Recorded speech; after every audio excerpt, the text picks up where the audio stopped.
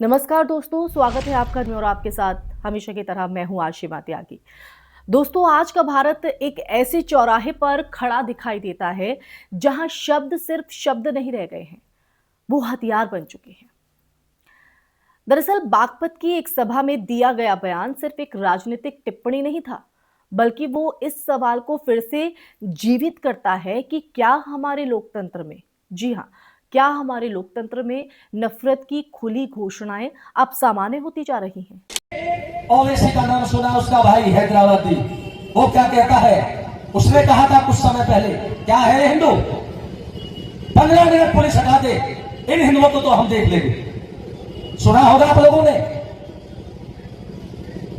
2015 से पहले कहा था तो हट गई थी पुलिस, तो हट गई थी, हैदराबाद में नहीं हटी तो 2013 में मुजफ्फरनगर में हट गई थी, जो सारे संसार में मुजफ्फरनगर दंगे के नाम से 15-20 मिनट हटने की बात कही थी। 15-20 मिनट में कई लाख उसी मजहब के शिविरों में पहुंच गए थे, उसी मजहब के शिविरों में पहुंच गए थे।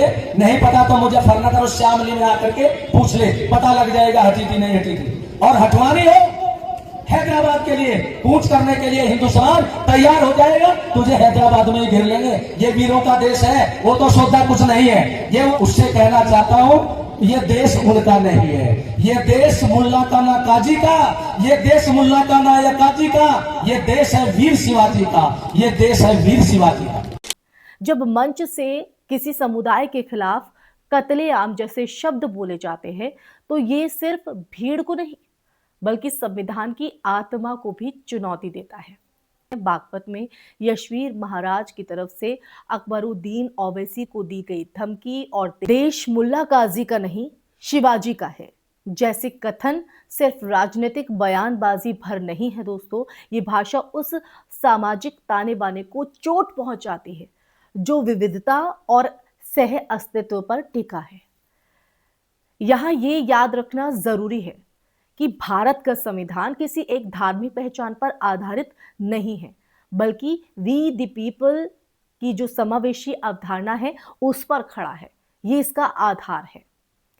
लेकिन विडंबना दोस्तों ये है कि इसी देश में जब अकबरुद्दीन ओवैसी ने सालों पहले विवादित बयान दिया था, तो उनके वीडियो आज भी सोशल मीडिया पर प्रसारित कर पूरे समुदाय को कटघरे में लाकर खड़ा कर दिया जाता है। उनके बयान की आलोचना हुई, कानूनी कार्रवाई भी हुई और वो मुद्दा लगातार राजनीतिक विमर्श में बना रहा। लेकिन जब दूसरी तरफ से खुले मंच से धमकियां दी जाती हैं, तो अक्सर कार्रवाई की जो रफ्तार है वो धीमी दिखती है। और यही असमानता सार्वजनिक आक्रोश को जन्म देती है दोस्तों। कानून क्या कहता है, आप बताइए, कानून क्या कहता है? 2023 में सुप्रीम कोर्ट ऑफ इंडिया ने स्पष्ट निर्देश दिया था कि पुलिस को हेट स्पीच के मामलों में खुद संज्ञान लेना है, स्वतः संज्ञान लेना चाहिए। और अदालत ने यह भी कहा था कि किसी औपचारिक शिकायत का इंतजार किए बिना अगर सार्वजनिक मंच से घृणास्पद भाषण दिया जाए या शब्दों का इस्तेमाल किया जाए या ऐसी भाषा का इस्तेमाल किया जाए, तो एफआईआर दर्ज की जानी चाहिए। यह आदेश केवल कागजी औपचारिकता नहीं था, बल्कि बढ़ती सांप्रदायिक भाषा पर अंकुश लगाने का एक संवैधानिक प्रयास था। नेशनल क्राइम रिकॉर्ड्स ब्यूरो यानी एनसीआरबी के जो आंकड़े हैं, ये दर्शाते हैं कि पिछले सालों में सांप्रदायिक घटनाओं के मामलों में जो उतार चढ़ाव है वो रहा है। लेकिन सामाजिक ध्रुवीकरण की जो तीव्रता है वो सोशल मीडिया के दौर में ज्यादा दिखाई देती है। जीरो टॉलरेंस की जो नीति है, उसका जो दावा करने वाली सरकारों के लिए ये कसौटी है कि वो भाषण की स्वतंत्रता और नफरत फैलाने के बीच की जो ये महीन सी रेखा है ना, उस रेखा को कैसे परिभाषित करती है। दोस्तों, अभिव्यक्ति की स्वतंत्रता लोकतंत्र की आत्मा है, लेकिन संविधान का अनुच्छेद 19(2) ये भी स्पष्ट करता है कि ये स्वतंत्रता सार्वजनिक व्यवस्था, शांति और नैतिकता के अधीन है। अब देखिए, ये भी एक यथार्थ है कि राजनीतिक दलों के समर्थक और विरोधी दोनों पक्षों में उग्र भाषा का प्रयोग करते रहे हैं। और समस्या तब गहरी हो जाती है जब ऐसे बयान भीड़ की मानसिकता को प्रभावित करने लगते हैं।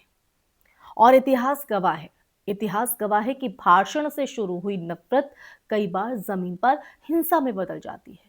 1984, 1992 और 2002 के ये साल केवल कैलेंडर के अंक नहीं है, बल्कि चेतावनी है कि सांप्रदायिक भाषा कितनी दूर तक असर डाल सकती है। बागपत की घटना पर एक और पहलू से भी विचार करने की जरूरत है, ये विचार करना भी चाहिए दोस्तों। अगर किसी मुस्लिम नेता की तरफ से इस तरह का बयान दिया जाता तो क्या प्रतिक्रिया समान होती? बिल्कुल ऐसा ही लहजा होता? क्या प्रशासनिक कार्रवाई उतनी ही तेज होती? ये जो प्रश्न है, ये जो सवाल है, वो सिर्फ राजनीतिक आरोप प्रत्यारोप का नहीं है, कतई नहीं है, बल्कि विधि के समान अनुपालन का है। कानून की विश्वसनीयता इसी पर टिकी है कि वो व्यक्ति की पहचान नहीं, बल्कि कृत्य को देखे। भारतीय लोकतंत्र की शक्ति उसकी विविधता में है दोस्तों। छत्रपति शिवाजी का नाम लेकर किसी समुदाय को बाहर कर देना उनके ऐतिहासिक योगदान की संकीर्ण व्याख्या है। जी हां, संकीर्ण व्याख्या। शिवाजी ने भी अपने शासन में कई समुदायों को साथ लेकर काम किया था और इतिहास को प्रतीक बनाकर वर्तमान की राजनीति को भड़काना अल्पकालिक लाभ दे सकता है, पर दीर्घकाल में समाज को विभाजित करता है। मीडिया और सोशल मीडिया की भूमिका, अगर इनकी बात करें तो इनकी भूमिका भी कम महत्वपूर्ण नहीं है। क्लिपिंग्स, आंशिक वीडियो, उत्तेजक हेडलाइन, ये सब मिलकर एक ऐसा नैरेटिव घड़ते हैं जहां संतुलन खो जाता है, और जहां बैलेंस खोता है वहां अर्थ का निरर्थ हो जाता है।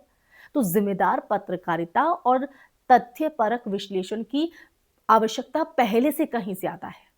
लोकतंत्र में आलोचना जरूरी है, लेकिन उकसावा नहीं। और अंत में यही कि मुद्दा किसी एक नेता, एक पार्टी या एक समुदाय का बिल्कुल भी नहीं है।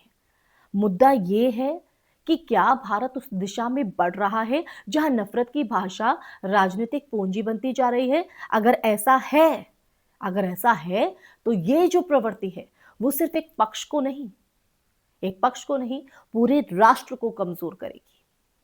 संविधान, न्यायपालिका और नागरिक समाज तीनों की भूमिका निर्णायक है। भारत की जो आत्मा है वो बहुलता में बसती है दोस्तों। और अगर शब्दों को हथियार बनाया गया तो घाव केवल राजनीतिक नहीं होंगे, सामाजिक भी होंगे। वो समाज जिसमें आप और हम रहते हैं।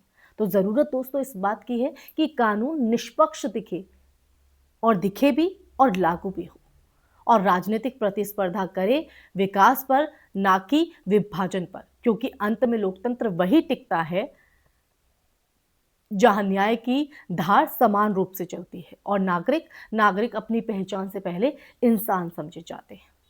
इसी के साथ इस चर्चा में फिलहाल के लिए बस इतना ही दोस्तों। ये चर्चा आपको कैसी लगी और ये सच जानकर आपके मन में क्या सवाल है, कमेंट सेक्शन में कमेंट करके अपना नजरिया, अपनी राय, अपने सवाल जरूर साझा कीजिएगा। इस वीडियो को ज्यादा से ज्यादा शेयर कीजिएगा, साथ ही हमारे चैनल को सब्सक्राइब कीजिएगा। फिर हाजिर होंगी ऐसी सच का संवाद लेकर, तब तक के लिए अपना ख्याल रखिए। जय हिंद, जय भारत, नमस्कार।